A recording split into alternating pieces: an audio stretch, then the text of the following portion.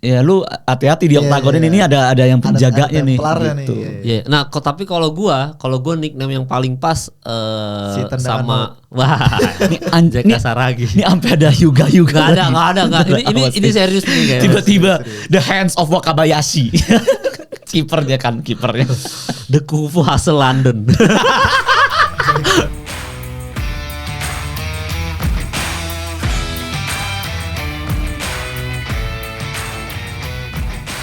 Pas kita tag ini sebenarnya Ge Pamungkas itu baru menyelesaikan spesial stand up komedinya, yaitu adalah GOAT. Dan pas ini tag sebenarnya ini adalah pengalaman pertama Sardo nonton live stand up komedi.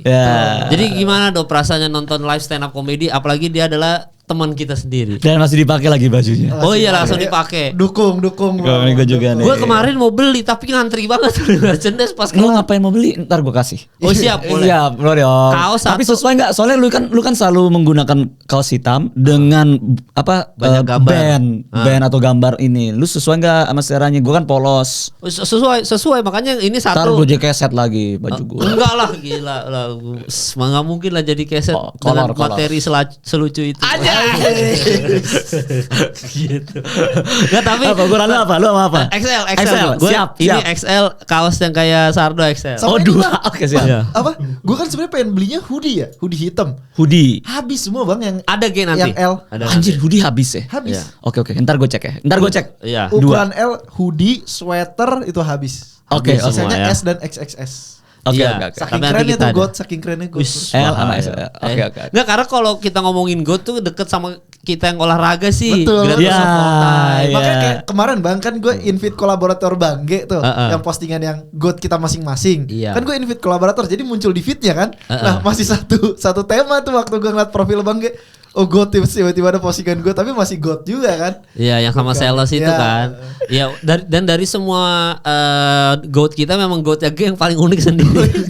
Orang komen, G keren juga ya, unik-unik gitu kayak. Tapi yang paling dimaki-maki Celos. Iya, dimaki Celos. Enggak, kalau gue soalnya ini maksudnya kan setiap orang kan punya GOAT masing-masing kan. Iya. Nah, kalau GOAT gue adalah yang menginfluencer banyak fighters lain untuk ngikutin cara tarungnya. Makanya gue taruh pertama kali Forrest Griffin, karena kalau nggak ada Forrest Griffin tuh nggak ada yang brutal, bro. Tapi kita nggak ada yang Mighty Mouse loh.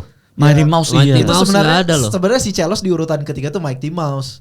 Mighty Mouse atau Israel Adesanya. Tapi gue bikin Israel Adesanya aja soalnya masih aktif di UFC. Dan kalau dibikin panjang gue desainnya bingung kayak gimana, ntar rombak semua desain. Ya udah Adesanya aja. Sebenarnya DJ ditulis sama si Celos. Sama Celos. Tapi lu pengalaman pertama nonton stand up gimana? Dari masuk ya, bener udah kayak McGregor bang, kan dari belakang kan, disorot lampu, terus mukanya serius kenceng. Wah, itu kan gue nonton sama Yumi kan, bini gue kan, itu sampai komen, bus, G kayak UFC banget. Gak, sumpah G, Yumi ngomongnya gitu G. Sioi lo kayak atlet UFC gitu. Udah Yumi. Gitu gue balik ke penonton terus kayak cium McGregor. Iya gitu ya. Sorot lampu aja. Gue kayak apa? Gue di otak gue pas gue lagi jalan dari belakang gitu lampu ke situ, gue langsung dari I'm nothing kayak apa iris gitu loh. Ngomong iris dalam hati gue, wah ini di otak gue. Itu aja gue, lu tau nggak ada tosnya GOAT kan G on all tempo, lu tau nggak apa? It's time gitu. Terus gue selalu ngomong di backstage gitu ke Kristo sama ke gitu, we make people laugh and bounce. Lu tau gak sih? Itu kan kata McGregor gitu kan. I knock people's face off and bounce. Iya makanya. Ini bang, kan selalu lu ulang-ulang tuh di stand up kayak yang in my fucking house, itu tuh referensi dari mana sih? In my fucking house nggak ada, itu cuma bahasa Inggris aja itu. Kayak in my fucking house gitu. Tapi terhibur lu ya nonton stand up komedi pertama kali ya. Bang, gue merasa terhormat. Pengalaman pertama gue nonton stand up adalah menyaksikan comebacknya juara 1 Suci angkatan 2. Anjay. Berarti itu comeback setelah bertahun-tahun. Tapi bener bang, gue ada apa? Perasaan seneng juga, seneng tambahan karena ini gue ngelihat apa ya, kan lu curhat juga ya tentang dari awal kita ketemu kan yang apa, lu entah udah ada rencana mau bikin GOAT atau enggak special show, terus dari yang lu bikin terus lu bagi-bagi kisah ini. Dan intinya ini bang, gue seneng ngelihat apa, lu comeback ke tempat yang lu cintai gitu. Iya. Itu gue kayak anjir, gue bangga banget anjir, kayak ya terinspirasi gitu untuk gue ya ngikutin juga, ngulik sesuatu apa yang gue cintain. Gitu. Iya, bedanya G nggak KDRT, terus nggak mau ngebunuh orang yang bilang dia minum steroid, bedanya itu. Bedanya nggak bunuh petugas ini, kan itu kita ngomongin God kan? Kan betul. Iya nggak mau ngebunuh yang petugas narkoba itu. Betul. Bedanya di situ. Iya, itu bedanya G. Kalau lu kan comebacknya Lu kenapa bener. harus bawa ini sih? John Jones kenapa lu bawa sih? Kalian tapi ya juga sih, gue fans gue ke John Jones tuh sedikit berkurang nih gara-gara nih orang ayolah. Iya, makanya jadi ini bener-bener comeback yang bener. Ngomong-ngomong Bang, Dekolgen tapi lu cukup tersinggung ya pas gue bilang Dekolgen. Oh anjir, jadi selama ini kita jadi gini teman-teman, gue tuh ada materi yang anime kan belum ada yang nonton ya, ada materi yang selalu gue cobanya itu open mic itu itu antara Kemal sama Sardo. Tapi mereka nggak tahu kalau gue lagi coba materi. Tapi kan lu pernah mention kan. Jadi Bang, gue kan nggak tahu ya orang awam. Kalau orang komik tuh ngetes ini lucu atau enggak gimana sih? Kadang gue tes aja di tongkrongan gitu, gue keluarin jokes yang sebenarnya gue pengen gue tampil ya. Pas gue nonton, lah ini kan yang itu gitu kan. Iya kan? Gitu. Tapi gue bukan tersinggung, jadi justru makin kagumnya karena nyelipinnya gini, nyelipinnya gini. Selalu ada bagian teman-teman gue tuh selalu ada bagian dari sejarah yang lagi ingin gue. Kalau bicara ngelawak tuh mikir tuh emang bener mikir gitu. Iya bener mikir, makanya jadi ngelawak tuh gak gampang lah. Jadi lu kapan comeback Bang? Wah, sebenarnya gue juga pengen nanya ini mah, Sardo gimana hasilnya?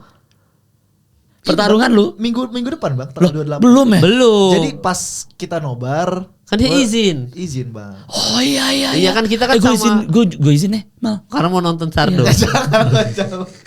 Bisa gini kan Sardo tanding. Iya. Habis itu pas mau ke ronde 2 kan Sardo kan ke corner. Nah itu kita podcastan di situ juga. Oh iya, jadi kita nggak usah nobar UFC 3. Berarti Bung Max aja, Coach Max aja yang lagi mimpin sendiri ya. Bang. Dia bingung ya. Tadi kan bilang tanding terus pas ke corner ronde 2. Nggak ada Bang, beres di ronde 1 ntar. Oh ya, dia ngechat gue gitu. Dia ngechat gue gitu kayak sebelum lu ngomong tuh kayak. Dia ngechat gue gini, "Bang, kan dia bilang hari ini kan karena kita nonton GOAT kan kemarin kan. Kalau pas tag ini kita kemarin baru kelar tuh GOAT-nya G." Dia WhatsApp gue gini, "Bang, bisa agak pagian enggak?" "Kenapa?" "Karena gua mau ke gereja." "Kenapa?" "Kok tumben lu?" "Ya biar gue bisa menang tanding gitu. Karena gue kalau 3 ronde gue kelar Bang." Jadi bukan pede ya. Bukan pede, bukan kayak wah lu gak bakal lewat ronde 1 loh. Iya karena gue nyerah gitu.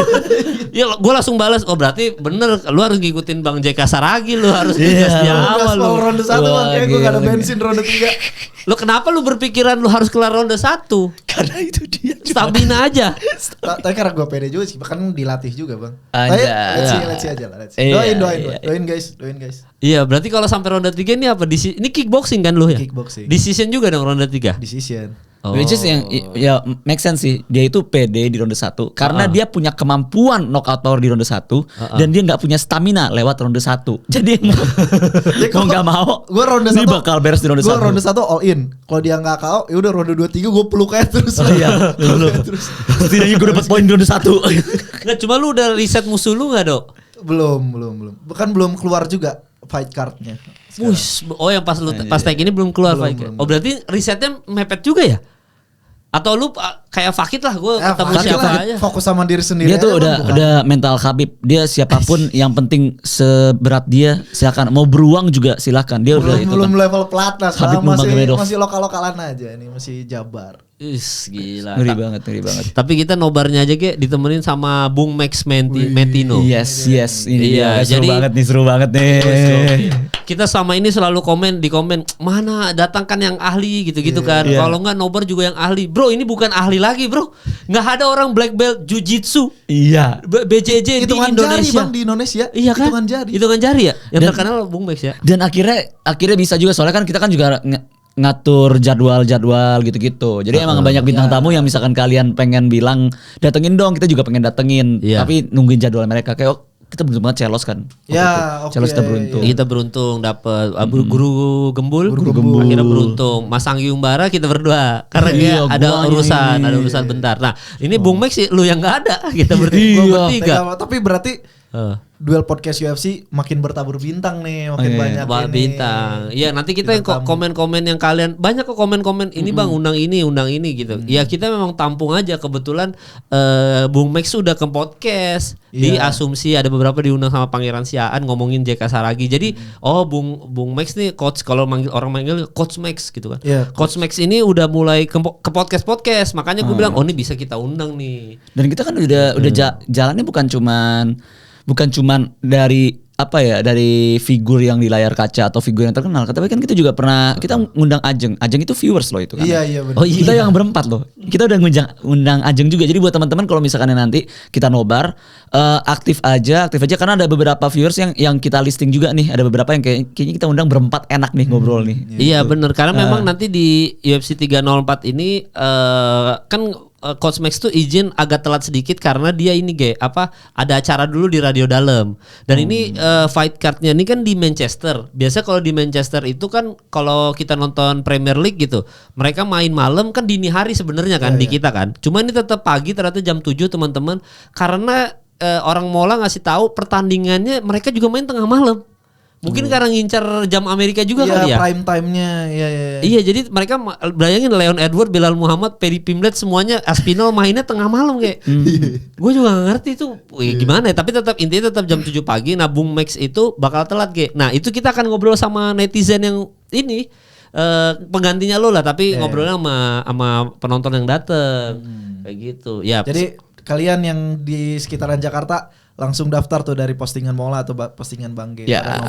Langsung aja di UFC 304. Tapi ya lu semoga juga pertandingannya amin benar. Bang. Yes. Ya, kita minggu depannya bahas pertandingan lu, kenapa lu kalah, kenapa kita lu akan menang. Kita akan review kenapa lu itu menang, dan apa yang kalau misalkan lu kalah, kita bakal review ini ketidakadilan wasit.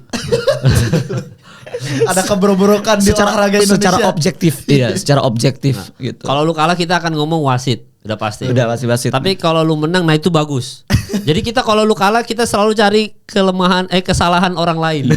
Kita blaming kalau orang. wasitnya udah bener, salahin shin guard lah atau apa. Iya, pokoknya. Tapi lu harus latihan sih. Maksudnya lu mawas, ini bukan mawas diri, tapi hati-hati ya, karena atlet-atlet Jabar mal. Iya. Dari dulu tuh kayak bahaya, satu Indonesia yang namanya atlet Jabar. Kayak ngeri banget nih. Padahal orang-orang Jabar tuh masih orang Sunda kan. Yang sentun ayo gitu. Iya. Tapi kalau ngobrol, goblok. Kalau mukul kehet. Serem banget. Sangar-sangar tuh atlet Jabar tuh. Dan shout out buat atlet Jabar. Dan ini Bang, kalau kasarnya gitu, kalau misalkan kejuaraan PON gitu kan. Kenapa Jabar rata-rata unggul? Karena paling skillful mereka tuh. Kalau kita bicara bukan rasis ya, tapi apa sih kalau bicara tentang suku-suku, anatomi tubuh. Kalau orang-orang Sumatera kan fisiknya lebih mantap kan. Tapi kan bela diri nggak cuma tentang fisik kan, skillful kan. Kalau kita lihat kayak kejuaraan taekwondo, buset yang Jawa Barat kayaknya nari-nari gitu kan. Gitu. Tapi mungkin gini nggak sih? Ini mungkin nggak sih kalau misalkan hal itu terjadi gara-gara emang banyak pelatih itu ya, kalau kita ngomong ya, banyak pelatih itu yang domisilinya itu emang di Pulau Jawa. Kalau misalkan fisik itu, kita nggak bisa pungkiri atlet dari timur, dari Papua, dari Irian, itu tuh Maluku, Ambon, itu tuh kuat-kuat. Kita udah kenal ya nama-nama kayak Boa Salosa lah, salah satunya deh. Tapi kebanyakan pelatihnya itu domisili itu di Jakarta lagi, di Jawa. Mungkin nggak sih hal itu jadi faktor? Gue tuh nggak deket soalnya, gue nggak deket dengan mungkin juga skena karena ini atlet soalnya. Coach gue kan dari Karo, terus dulu latihan di bawah adalah salah satu atlet MMA nasional gitu kan. Nah, terus dia pindah ke Bandung ya karena merasa kalau nggak ke Jabar nggak akan berkembang gitu. Oh gitu. Makanya semoga yang itu tuh Sasanaya JK Saragi itu bisa bikin game changer. Dan ini juga nih yang salah satu bikin Jabar tuh ini kalau menurut gue ya, correct me if I'm wrong. Kenapa melejit atlet-atletnya? Karena banyak banget ini kompetisi di Jawa Barat tuh. Tiap bulan tuh ada aja event, aktif. Ada aja event. Jadi bertanding terus gitu. Nggak, cuma kalau ini kenapa lu tiba-tiba ada pertandingan ini karena sparring biasa apa ada nanti lu akan lanjut lagi setelah menang ini, gitu? Ini uploadnya Jumat kan ya? Enggak, Rabu. Rabu. Kalau nggak salah lu kangen deh. Lu enggak? Iya, karena aduh. Bahas ini pas gue beres tanding kan. Iya, kita bahas beres tanding. Jadi kita kalau nggak salah gue pernah nanya deh. Gue pernah nanya tapi off cam. Oke. Nah, kalau lu ada sempat Insta story tuh yang lu lagi nurunin berat badan juga ya. Terus lu bilang, "Gila ya, gue jadi makin respect nih sama atlet-atlet MMA luar. Emang seberat itu apa ngejaga badan ya?" Lu apa story apa, Dok? Ini Bang, apa gue nyobain kemarin tuh water fasting. Oh, water fasting. Iya, ternyata sulit. Dan lu uniknya ini loh Bang. Jadi kan gue kan kalau baca sekilas doang water fasting tuh kayak bener-bener lu nggak makan tapi minum doang kan. Nah terus gue coba search di TikTok. Ini kocak sih soalnya baru tadi kan gue kayak apa sih requirement untuk water fasting? Apa segampang itu kayak gue pengen water fasting, udahlah gue nggak makan tinggal minum doang. Apa perlu persiapan dulu harus kayak gimana gitu? Terus gue searching di TikTok cara buat water fasting atau water fasting requirement. TikTok nangkepnya adalah gue lagi merasa, jadi TikTok tuh kan sensitif ya dengan kata-kata killing, suicide dan lain sebagainya. Jadi pas gue ketik water fasting, si TikToknya langsung bilang kamu tidak sendirian, ini kontak untuk mencari kontak bantuan. Jadi dikiranya gue tuh lagi ada depresi dan sulit makan gitu. Jadi langsung ada hotline buat psikologi gitu-gitu. Anjir apaan gue water fasting beneran pengen diet anjir. Akhirnya gue ke YouTube aja sama George St. Pierre kan rutin water fasting. Dan ini si Josh Emmett juga penggiat water fasting juga. Kalau saran gue lu kalau misalkan mau kayak gitu lu gak usah ke internet bro, tapi ke nutritionist. Nah ini nih buat teman-teman juga nih. Jadi tubuh kita itu kan beda-beda nih metabolisme. Katakanlah ya, oh iya Dok, gue itu berhasil kok water fasting. Nih caranya begini ya, terus gue kasih tahu. Padahal metabolisme lu beda sama gue. Misalkan lu punya lambung yang lebih sensitif, punya GERD atau apa gitu. Nah itu bakal ditanya tuh sama nutritionist, oh lu punya ini ya, berarti lu water fastingnya lu segini aja ya gitu. Saran gue tuh kayak gitu tuh. Tapi berhasil dulu, bisa aman water fasting. Iya, lu naik gimana? lagi Bang karena kemarin banyak acara di rumah. Berarti namanya crash diet itu. Itu namanya crash diet mah. Gitu. Iya, buat teman-teman yang pengen tahu nih. Jadi diet itu ada dua. Ada yang satu diet yang stabil yaitu marathon, ada satu lagi diet yang enggak stabil itu crash diet. Crash diet itu butuh kalau misalkan lu pengen turunin badan di tempo segini, kejar target. Tanggal segini, kejar target. Iya. Nah, itu tuh bakal lebih cepat. Itu lu langsung ngurangin karbohidrat, lu kurangin lu apa kayak gitu, tapi nggak ada prosesnya. Lu bisa aja kayak oke, gue pengen diet deh, besoknya lu diet bener-bener mati-matian. Nah kalau diet yang bener itu kan secara berkala kan, supaya tubuh lu itu didikte, tubuh lu diajarin.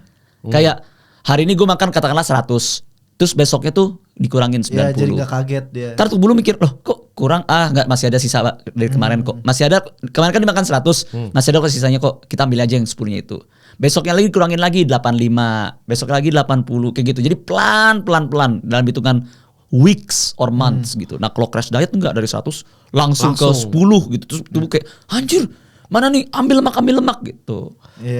Jadi penurunannya langsung drastis ya. Drastis. Pas drastis gitu tubuh langsung enggak, kita tunggu aja deh. Kita harus tunggu dia tuh ini kirim signal ke otak biar makan gitu. Sedangkan otak dia, wah ya udah deh gitu. Itu crash diet tuh namanya tuh. Tapi kalau atlet UFC nggak begitu kan? Kalau dia mau nurunin atau naikin berat badan? Rata-rata crash diet. Rata-rata crash diet. Iya. Kayak si Bang JK tuh yang gue tanya yang di interview apa bedanya di luar negeri sama di Indonesia. Terus dia kan jelasin di Indonesia tuh kalau misalkan mau ada tanding 21 bulan sebelum dia diet, lama-lama terkikis otot sama powernya. Kalau di UFC bisa 1 malam 5 kilo hilang katanya. Kalau di aktor Hollywood crash diet, dan ditambah lagi misalnya gini, ada water fasting nih. Oke, gue water fasting ya. Tapi 2 hari lagi gue syuting. Nah jadi hari ini gue minum, 2 hari ini dia nggak minum air. Jadi pas dia syuting, pas dia adegan buka baju, itu ototnya kering sekering-keringnya karena nggak ada air. Dia butuh rehydrate padahal. Anjir, berarti kalau mau kelihatan otot kering itu nggak usah minum ya? Emang kan atlet binaraga gitu Bang, gak minum. Sebenarnya lemes dia di atas karena benar-benar biar kelihatan kan serat-serat ini otot. Sebentar lagi lewat lu itu gitu. Sebentar lagi bisa meninggal ya? Bisa meninggal. Iya, makanya crash diet itu tidak dianjurkan untuk secara berkala gitu, kayak oke gue pengen kurus, gue pengen pakai baju ini, gue pengen apa, yaudah deh gue crash diet gitu-gitu. Enggak, tapi yang benar adalah diet yang normal. Iya, tapi kalau gendut katain gendut aja soalnya ya, nggak usah crash diet, gendut. gendut. Betul. Materi kemarin tuh. Materi kemarin itu. Iya. Materi kemarin itu. Enggak teman-teman, ini out of context. Ini adalah gue ngomongin tentang orang yang nyebelin ya. Iya, gitu. bukan Itu materi ini gue. Materi GOAT-nya G gitu. Tapi memang berarti gitu ya. Oh materinya Bang G body shaming. Enggak gitu. Gue ngomongin orang yang suka body shaming itu betul. Iya. Dan bukan gue ya. Iya, bukan Ini dia. baik banget nih Genset. Bukan dia, tapi suami yang lain.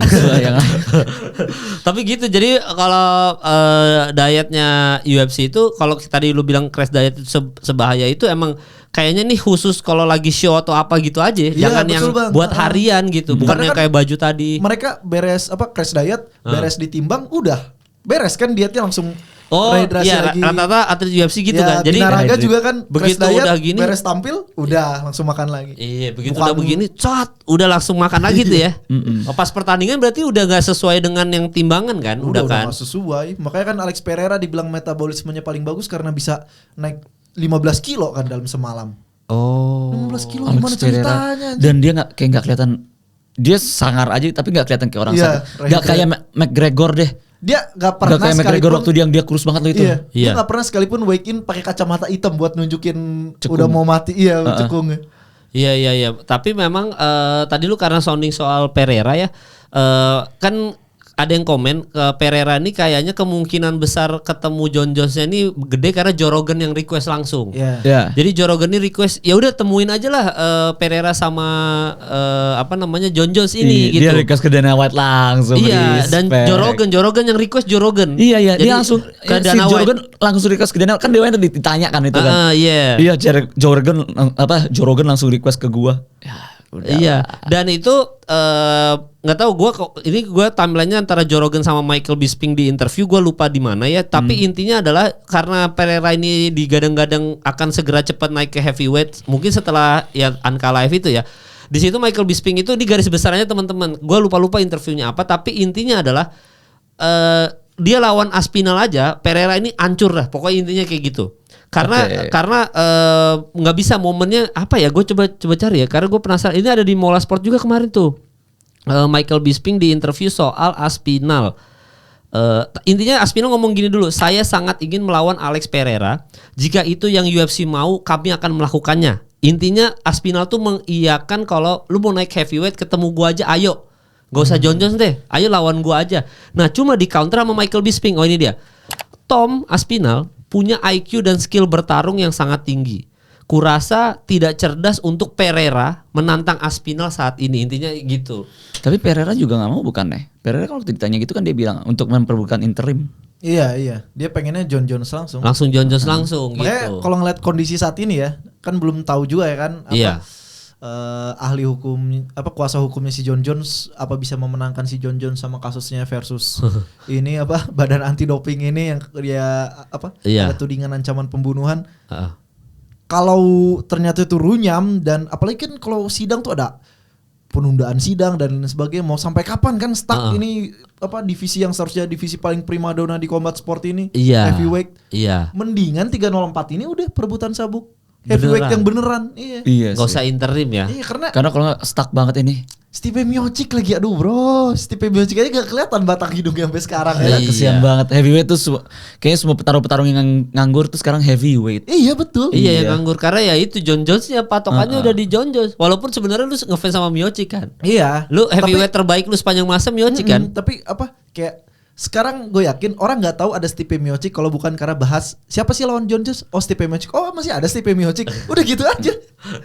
Umur juga udah 40-an kan, kita sering bahas kan. 41, 42. Iya, jadi memang udah ada isu-isu nih dari Joe Rogan yang tadi Dana White, mungkin Aspinall mungkin akan dipertemukan sama ini, tapi perebutan gelar langsung ya sama Pereira. Kita mungkin lihat dari 304 lawan Blades nih bakal gimana. Karena ini heavyweight baru ini lagi kan.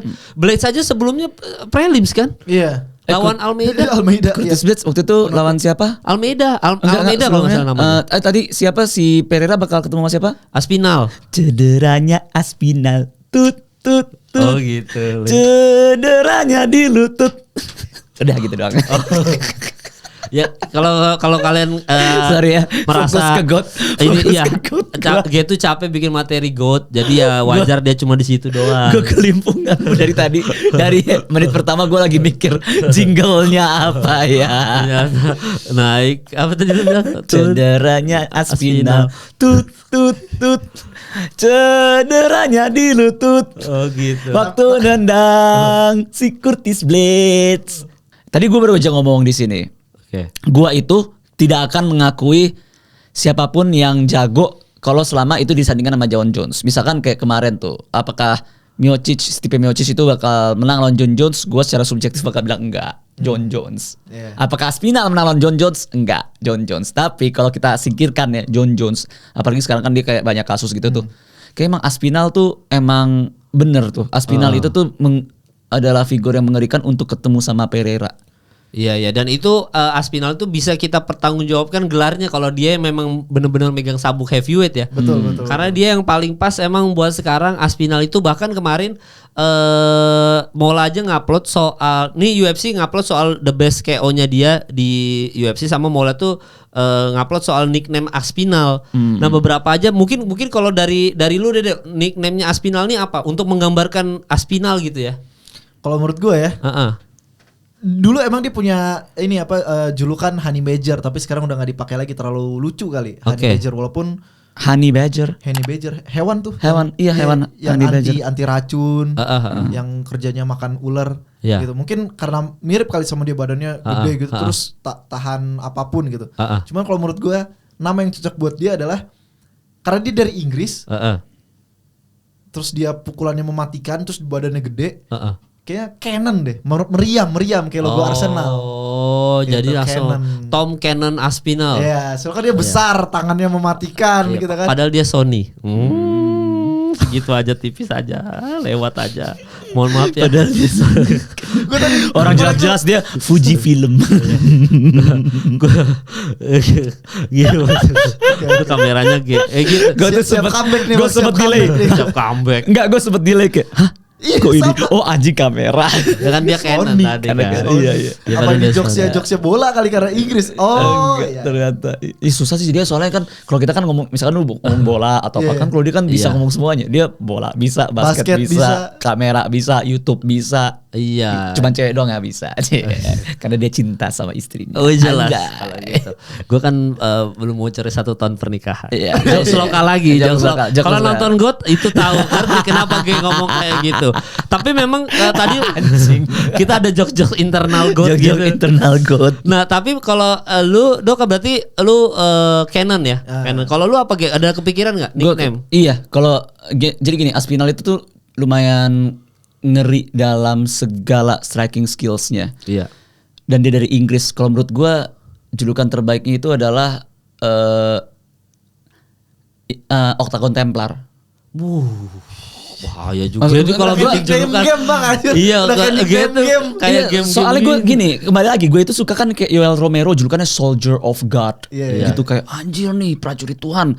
Nah kalau misalkan kita lihat sejarah itu kan Inggris itu terkenal dari Knights of Templar-nya gitu. Nah tapi ini gue bingung apa kayaknya kalau Inggris terlalu besar ya udah Octagon aja, Octagon Templar jadi gitu. Iya. Oh Templar aja bang.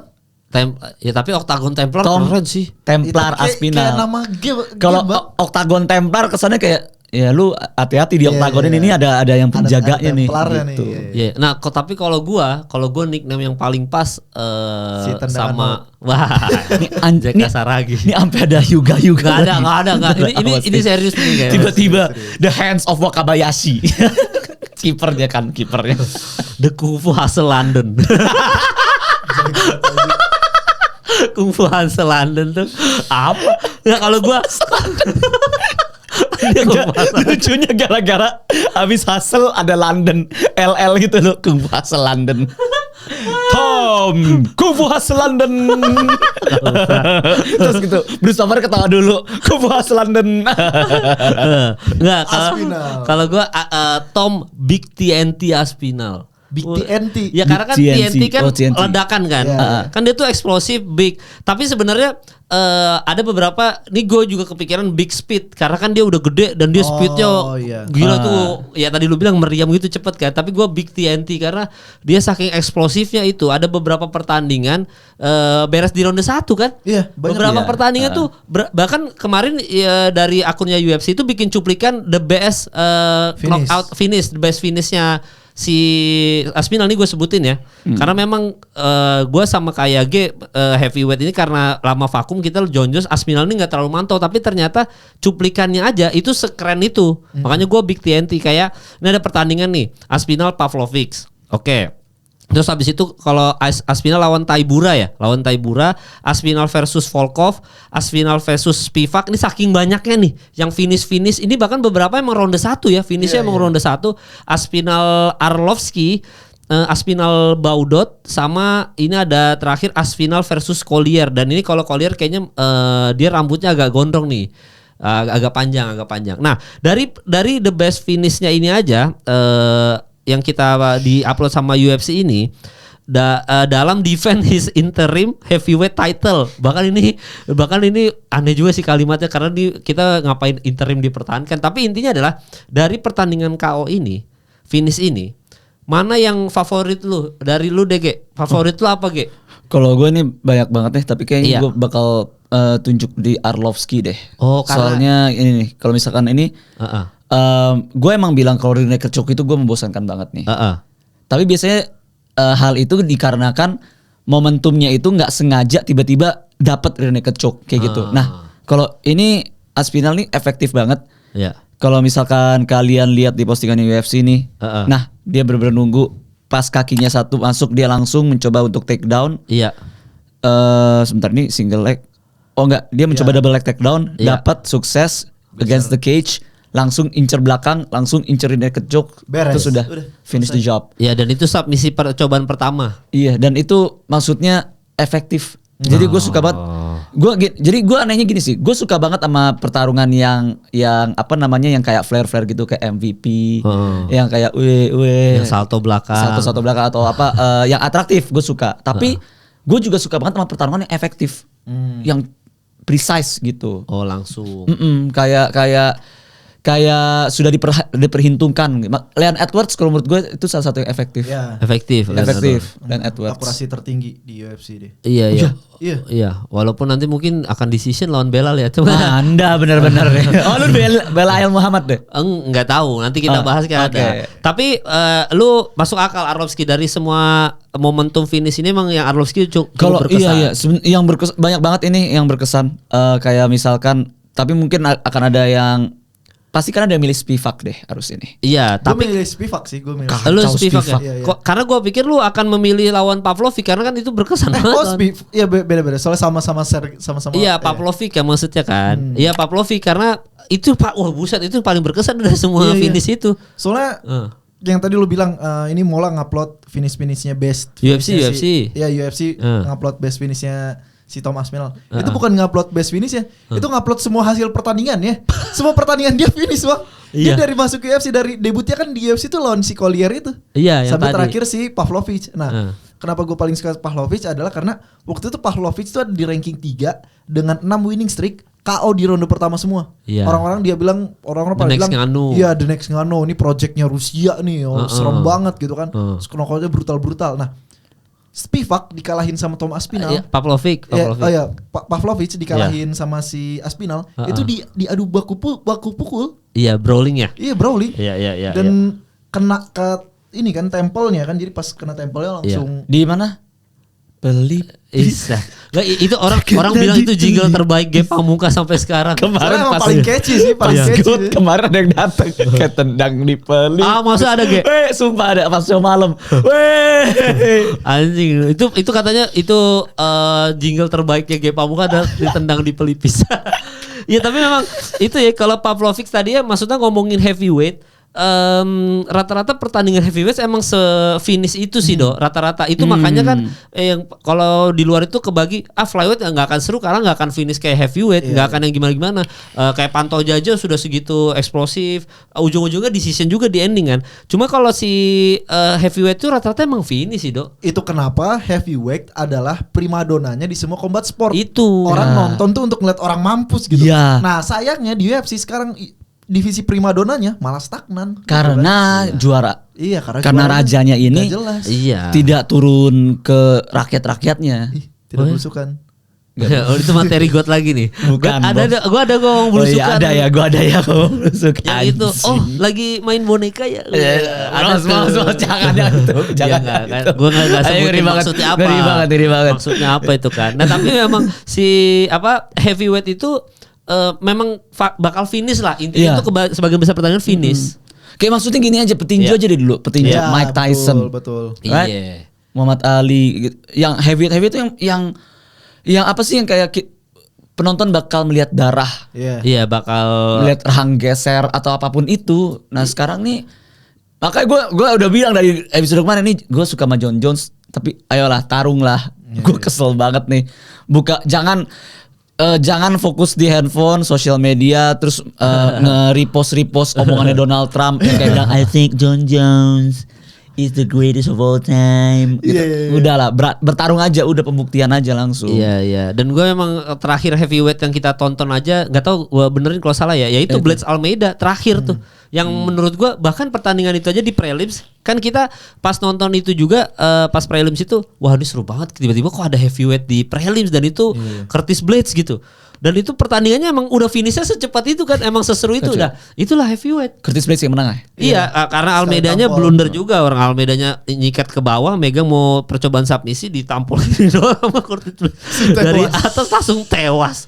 Itulah kalau tangan heavyweight tuh kayaknya tuh emang padahal Curtis Blades tuh dibilangnya kan Habibnya heavyweight berarti dia wrestling doang. Ya walaupun pegulat tetap aja kalau heavyweight tinjunya sekali tampol tewas juga. Si siapa namanya si Aspinall itu kan dia juga ini kan black belt jiu-jitsu. Iya kan? itu kenapa dia bukan black belt boxing udah black bukannya yang fokus di boxing atau pernah dia ikut pertandingan boxing pernah tapi dia jiu-jitsu. Iya. Itu kenapa si Michael Bisping bukannya dia bias karena sama-sama putra Inggris jadi dia bilang Alex Pereira kalau lawan Tom Aspinall habis tapi enggak emang Tom Aspinall tuh si komplit itu dan kalau bicara fight IQ ya kan banyak lah contohnya yang kemarin juga dibahas sama si Celos yang dia ngukur jarak dan lain sebagainya. Ada yang momennya dia meluk gitu kan. Ya si Sergey waktu sebelum tandingan dia dipeluk gini dulu. Makanya si John Jones gak mau kan dipegang. Iya. Gak mau diatur jarak. Terus. Yang ini contoh kecil, contoh sebenarnya sederhana sih, tapi nunjukin tentang kedewasaan ego fighter dan IQ-nya. Jadi waktu ditanya, kalau kamu lawan Pereira apa yang kamu lakukan? Dia jujur loh, dia nggak yang, padahal dia kan banyak knockout pakai tinjunya kan, dia bilang kayak gini, di 10 detik pertama langsung saya take down. Gitu, nggak kayak yang lain kan di light heavyweight kayak Magomed Ankalaev dia bilang nggak saya nggak akan take down saya bakal adu striking sama dia terus yang lain juga nggak saya nggak akan take down kayak sengotot itu gitu pengen buktiin saya strikingnya lebih jago dari Alex Pereira. Kalau si Thomas Pinal nggak peduli dibilang kamu takut sama strikingnya Pereira enggak dia dewasa aja kalau pengen menang ya gimana ya take down gitu. Menghajar kelemahannya lawan bukan menghajar kekuatannya lawan. Makanya kalau nanti kita misalkan Poatan ternyata menang di heavyweight ya menang gitu ya nanti kalau kita harus bikin list GOAT lagi karena GOAT gue udah bukan John Jones Alex Pereira nomor 1 gue. Kalau Poatan kalau Alex Poatan Pereira itu ngelawan John Jones gue bakal bela Alex. Kalau gue gitu. Kalau ketemunya Aspinall misalkan ternyata sabuk ya udahlah John Jones dilepas aja sabuknya ketemu Aspinall tetap lu Aspinall atau sulit loh Aspinall Pereira sih gua. Aspinall Pereira kan. Makanya ini bingung banget gue nih. Makanya kalau Pereira sampai naik ke heavyweight gue bakal bingung banget nih. Iya. Gue yang deh. Gue suka John Jones, tapi kalau misalkan lawan Alex Pereira gue bakal pegang Alex Pereira. Tapi kalau Alex Pereira lawan Aspinall, gue pegang Aspinall. Aspinall lawan John Jones, gue pegang John Jones. Jadi kayak iya karena lu suka ya. Ya tapi memang ini ya kalau misalkan nanti Pereira sukses kita harus undang Celos lagi ke sini kita harus bikin list GOAT kita harus ganti semuanya nomor 1 Pereira dan gue juga pengen ngeliat nih di 304 ini apa yang mau ditampilin sama Aspinall karena gue kan dari waktu itu pernah tuh berantem sama si Selos karena gue bilang Aspinall diaduin sama John Jones yang sekarang ya, bukan prime John Jones. John Jones yang sekarang gue pegang Aspinall gitu. Karena gue ngeliat ini the next big thing. Iya. Heavyweight gitu kan. Sebentar serius si lu ngomong gitu. Dan di sepanjang UFC ini kan dia udah bantai semuanya dengan finish. Cuma Curtis Blades doang kan yang blunder entah berantah 15 detik tiba-tiba ankle-nya lepas gitu. Ini bukan ankle apa? Lutut ACL kan? Iya, ACL. Iya. Terus makanya di rematch lawan Curtis Blades dia kita jadi kayak ngelihat kita bisa anggap bahwa Curtis Blades sama Aspinall pertama tuh nggak ada yang nggak pernah terjadi kan karena nggak ada pukulan yang mereka lempar gitu kan. Iya. Jadi makanya ini kayak bisa dibilang pertandingan pertama mereka gitu. Oke. Jadi gue pengen ngeliat kayak gimana sih Aspinall yang sebenarnya gitu untuk mengingatkan kita kalau dia tuh emang bener-bener juara heavyweight gitu, bukan juara interim. Iya gitu. Makanya itu pertandingan yang kita patut tunggu di UFC 304 teman-teman. Cuma berarti kayak biasa ya kita cuma ini bacain prediksi aja. Sebelum kita udahan. Jaya. Beda dong prediksi. Kang Soleh tuh lucu Kang Soleh.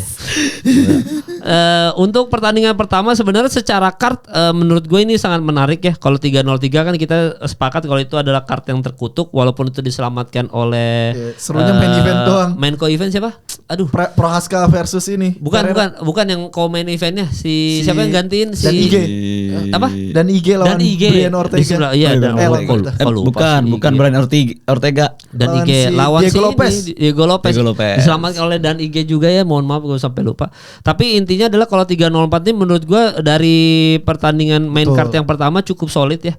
Karena di pertandingan pertama featherweight ini ada Arnold Allen versus Chikadze. Walaupun Arnold Allen tuh kita pas lawan Movsar Evloev menang ya. Iya. Jadi tapi ini Giga Chikadze sama Arnold Allen patut ditunggu karena ini mungkin bisa jadi comebacknya Allen juga. Betul. Iya, Allen di peringkat juga masih tinggi di feather masih peringkat 6 walaupun disingkirkan sama Evloev tapi memang ini pertandingan momentumnya adalah apakah Allen ini masih bisa di jajaran atas juga ya maksudnya ya masih bisa bertahan di situ nggak ya? Tapi lu megang siapa Dok? Arnold Allen. Oh kalau pertandingan ini daripada Chikadze. Chikadze itu sempat naik namanya dulu banget. Iya. Dia sempat the next big thing lah, call out Volkanovski dan lain sebagainya. Tau-tau ketemu siapa? Boston finisher tuh si petinju Calvin Kattar.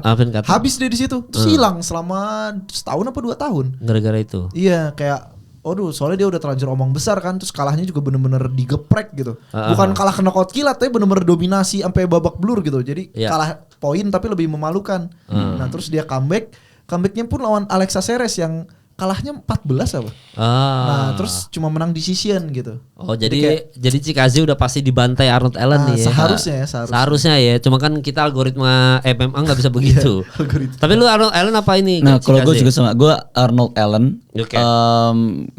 Kalau Arnold Allen decision tapi kalau gue decision Arnold Allen dengan skor 27-24. Enggak bercanda lah. Ngapain gue detail banget. Nayang lu. Enggak tapi gue Arnold Allen ini tipikal submission atau apa sih? Striker dia. Striker. Tapi dia tuh kebanyakan menang decision kalau nggak salah. Bentar ya. Oh iya. Decision ya. Dia sempat megang ini loh winning streak terpanjang setelah Islam Makhachev. Islam Makhachev 12 dia 10 gitu. Arnold Allen ya? Iya, tapi diputus sama Max Holloway. Max Holloway. Oke, berarti rata-rata Arnold Allen teman-teman. Nah ini pertandingan juga sempat gue bahas sama G karena ini sebenarnya sempat menjadi obrolan untuk menjadi masa depannya flyweight ya. Yaitu adalah Muhammad Mokaev sama lawan Manel Kape. Walaupun Manel Kape ada fakta menarik. Iya fakta menarik.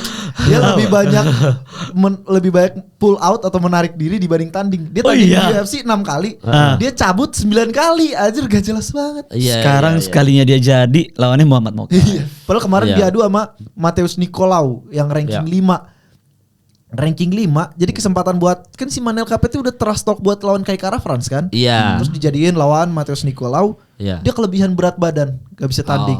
Si Nicolau kan ranking 5 tapi kayak kurang bersinar lah. Ranking 5 kurang bersinar. Akhirnya ditemuin sama Steve Erceg. Iya itu dikawin sama Steve Erceg. Makanya Steve Erceg bisa rebutin sabuk kemarin. Iya. Gitu makanya si Manel Kape ini dan ini apa namanya si Ercegnya malah mau akan bertemu dengan Kai Kara France. Iya makanya nih si Manel Kape tuh kayak sama UFC.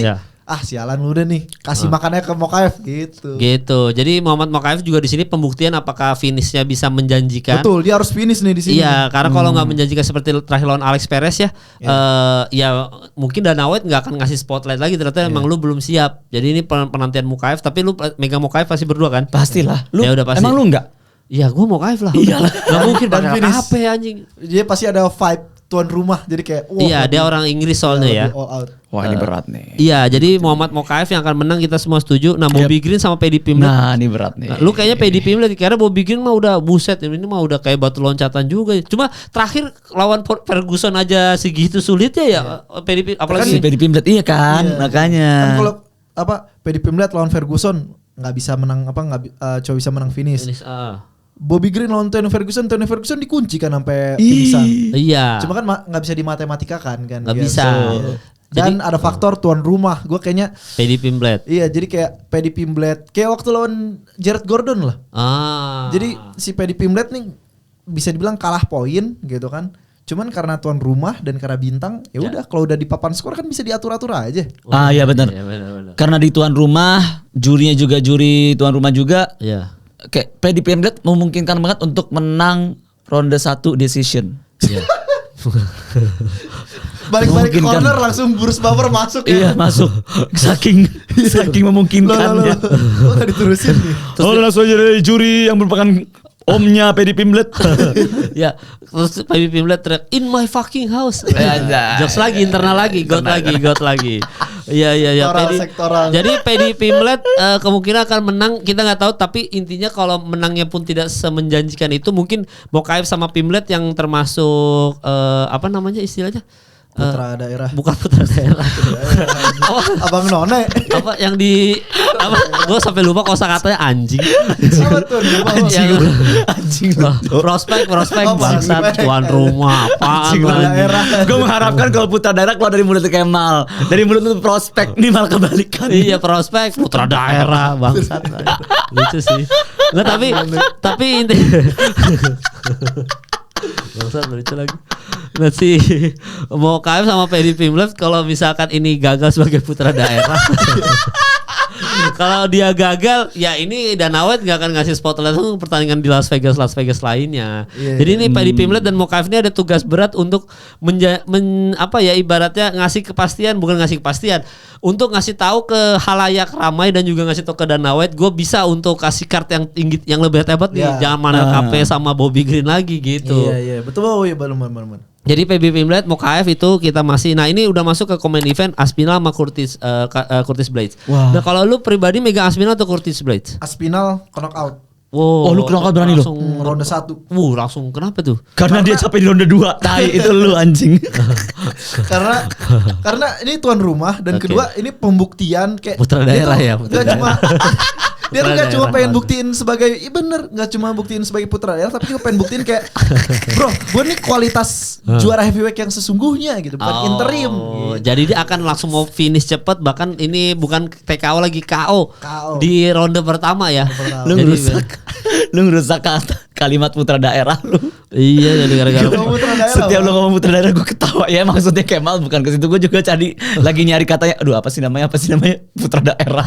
Putra daerah, tapi putra daerah London ini akan menang menjanjikan ya. Oke, kalau gue sama Aspinall. Kalau gue Aspinall knockout 1 juga bang. Tapi gue gak knockout 1. Gue kayaknya 2 second round kayaknya.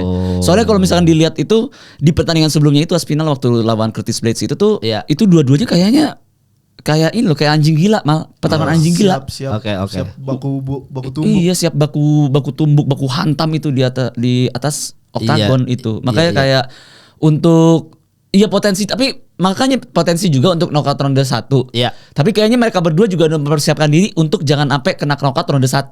Gitu. Jadi saling pegangan aja. Mungkin knockoutnya di ronde 2. Iya, soalnya kalau dibandingin Cyril Gane sekarang usianya berapa? Cyril Gane masih muda, tapi dia udah dapat jadwal buat lawan Volkov. Oh, peringkat 3-nya ya? Lawan Volkov ya? Volkov rematch ini kan sebelumnya udah pernah tuh. Oke.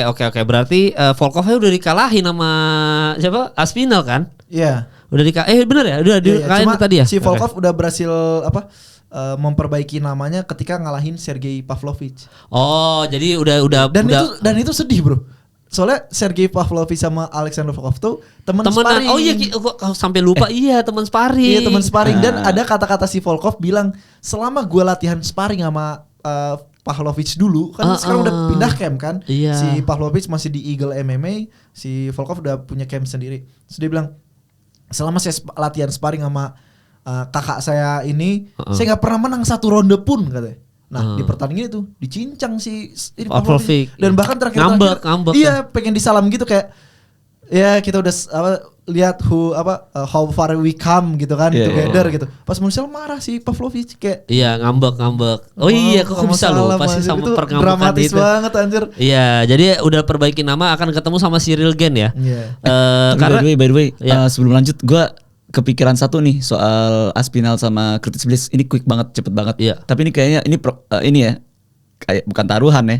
Kayak lebih ke ramalan gue. Oke. Kayaknya serangan pertama yang dilakukan oleh Aspinall adalah low kick dari kaki kanan. Oh langsung gitu langsung kayaknya low kick kaki kanan. Kenapa nunjukin kakinya nggak apa-apa gitu? Iya. Buat ngetes kaki gue nggak apa-apa ya atau iya buat ngetes itu soalnya kan itu kan yang downfallnya dia kan pas pertandingan itu jadi pas kayaknya dia salah pas nendang padahal nggak kenapa-napa nggak dicek nggak ada apa pas nendang kayaknya pas emang turun ngelangkah iya tiba-tiba langsung tor kan ACL-nya itu jadi kayaknya emang terlalu sering latihan atau gimana jadi emang udah ada strain tuh di ototnya jadi dia kayaknya pengen supaya pas tarung terus kayak aduh ini kaki kanan gue oke nggak ya nah serangan pertamanya itu yang dilakukan adalah nendang kaki kanan dulu. Dia dan tendang. Respect buat Curtis Blades waktu si Thomas Aspinall teriak jatuh gitu nggak yang langsung disambur di ground and pound tapi langsung dan dia nggak mengselebrasi kemenangannya loh padahal dia menang lawan ranking 2 waktu itu. Iya. Dia malah bilang ini kita harus tanding lagi saya nggak mau menang kayak gini katanya. Oke. Respect Ya. Jadi pertandingan ini sangat dinantikan teman-teman. Apalagi Curtis Blades pertandingan terakhir menjanjikan juga menangnya. Iya. Jadi ya oke. Tapi rata-rata semua megang Aspinall ya. Rata-rata ya. Jadi memang Aspinall yang menang. Tidak ada perdebatan sih tuh. Kalau tiba-tiba Curtis Blades menang, kemenangannya kira-kira apa ya? Misalkan ada sedikit chance aja untuk Curtis Blades menang itu apa? Kira-kira TKO juga kah atau submisi kah? Iya, atau kalau gue knockout ronde 2 kalau gue. Kalau tiba-tiba ada kemungkinan mungkin kayaknya nggak ada ya. Kalau kayaknya brawling kali berdua ya. Pasti brawling juga, kan. Iya. Dan mungkin nggak ada percobaan maaf betul. Ada percobaan ini submisi dari Aspinall kayak kemarin Almeida terus ditampol sama Curtis Blades sekali doang gitu. Ada nggak kemungkinan? Aspinall nih orangnya efektif bang. Iya. Dia nggak akan mukul kalau nggak yakin kena, dia nggak akan take down kalau nggak yakin dapet gitu. Iya, jadi kayaknya nggak mungkin ada yang momen kayak Almeida itu ya. Padahal Almeida kan undefeated itu kan. Iya, 12-0 waktu itu. Iya, tapi nggak ada momen chance itu tidak ada ya. Jadi semuanya setuju Aspinall. Nah ini terakhir paling seru adalah tapi kalau gue ya, kalau prediksi gue mungkin akan lebih seru nonton Aspinall ketimbang Leon Edwards sama Belal Muhammad. Serius lu? Karena bisa aja pertandingan ini jadi boring. Ya kan kayak kita lihat Colby aja gitu. Iya, Leon Edwards tuh ini banget sih. Hati-hati dia. Ya. Iya, terus kita kan harapannya sama Colby, wah ini entertaining nih karena lawannya Colby Covington. Tapi kan lu lihat sendiri, cuma satu yang entertaining di pertandingan itu ketika mau naik ke jok dia muter doang kepalanya. Itu doang entertaining aja. Sama ini, pas bel terus tiba-tiba dia gini. Iya udah. Itu Colby Covington gitu. Apalagi ya sebenarnya kalau Belal Muhammad ya udah pasti ini pertandingan percobaan submisinya udah pasti banyak kan. Kalau Belal Muhammad. Jadi percobaan submisi banyak, tinggal Leon Edwards jaga jarak aja bisa nggak gitu. Kalau menurut gue pertandingan ini bahkan bakal lebih boringnya bukan karena banyak gelut-gelutan di bawah. Iya.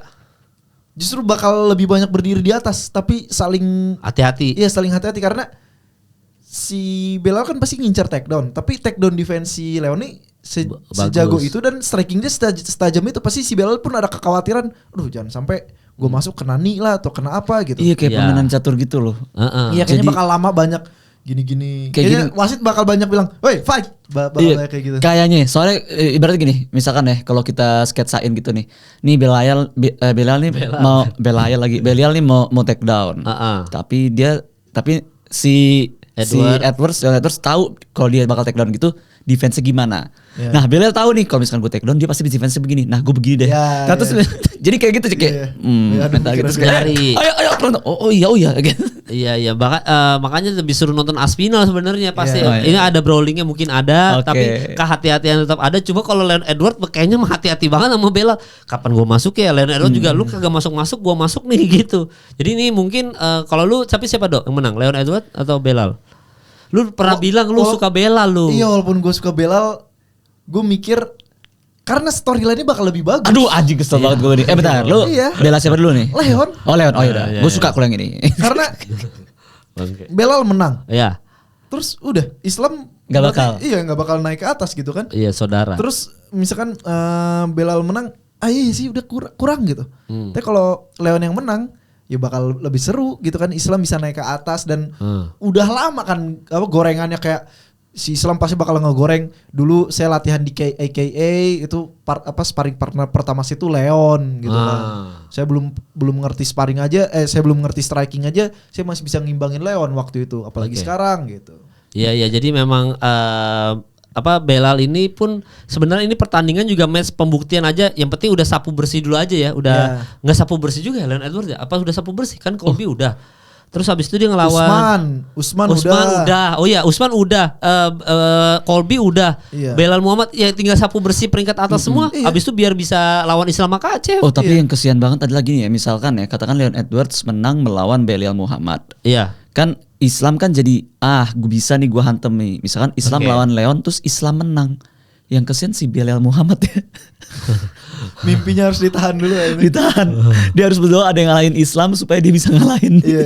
Iya. Tapi Safkat. Ramonov ya. Tapi lu menangnya apa Leon Edwards dok sebelum ke game? Oh berarti tetap ronde 5 ya? Gue decision juga. Berarti pertandingan boring. Boring. Oke. Tapi lu nggak ini dulu decision juga kayak? Decision juga. Nggak ada yang tiba-tiba kayak lawan Kamaru Usman ada tendangan masuk gitu? Kalau kita nonton pertandingan pertama mereka, ini kan rematch ya. Karena pertandingan pertama batal karena kecolok mata. Nah, di pertandingan pertama itu banyak si Leon kan dia emang southpaw kan, kidal kan. Iya. Terus banyak tendangan kaki kirinya masuk. Iya masuk, cuma masih diblok sama si ini Belal gitu, apalagi yang sekarang gitu. Oh. Jadi dia udah memperhitungkan oke, daripada gue buang-buang stamina nyerang tendangan ke kepala itu kan capek banget kan tuh. Iya. Cukup makan baik stamina terus daripada nggak efektif mendingan gue tunggu aja gitu. Jadi dia juga akan decision. Kalau gue juga decision. Tapi Leon Edwards lebih ke 27 24. Wah. Dan ini apa? Si Islam tuh waktu dia curhat tentang dulu pernah sparring sama Leon waktu pertama kali datang ke Amerika. Itu dia ini loh cerita. Jadi waktu ternyata si Leon tuh udah terkenal dari dulu tentang kaki kirinya. Jadi waktu itu coachnya bilang you gonna spar with him, careful, he has a good left leg katanya gitu. Jadi udah seterkenal itu tendangannya. Jadi udah pasti Belal mempersiapkan lah ya. Iya. Belal Muhammad mempersiapkan pertandingan itu teman-teman untuk ya ini mungkin akan jadi pertandingan boring sekali lagi mungkin karena kan kita nggak tahu akan seseru apa tiba-tiba dapat serangan takedown aja gitu ya. Cuma jangan lupa ditonton aja karena untuk cards ini UFC 304 udah pasti seru banget ya. Ini juga penentuan apakah Leon Edwards bisa bisa lawan Islam Makhachev juga penentuan dari sini, dan sekali lagi Leon Edwards juga adalah putra daerah. Jadi kemungkinan menang untuk putra daerah ini besar teman-teman. Jadi jangan lupa nonton UFC 304 di Mola ya. Berlangganan juga jangan lupa. Ini mulainya pagi jam 7. Kalau mau datang nobar di Brook Senayan City ada gua sama Coach Max Mentino. Let's go. Pasti seru banget. Jadi jangan lupa datang juga ke Brook Senayan City, gratis makanan gue yang bayarin. Langsung datang aja teman-teman. Dan ya sudah, jangan lupa nonton ya UFC 304. Nanti nextnya episodenya insya Allah sama Bung Max langsung karena Sardo kan izin kan pertandingannya. Buat Sardo semoga menang. Semoga menang. Jadi di pertandingan selanjutnya, episode selanjutnya kita akan bahas pertandingan lu. Oke, jadi thank you udah nonton episode kali ini. Sampai bertemu di episode selanjutnya.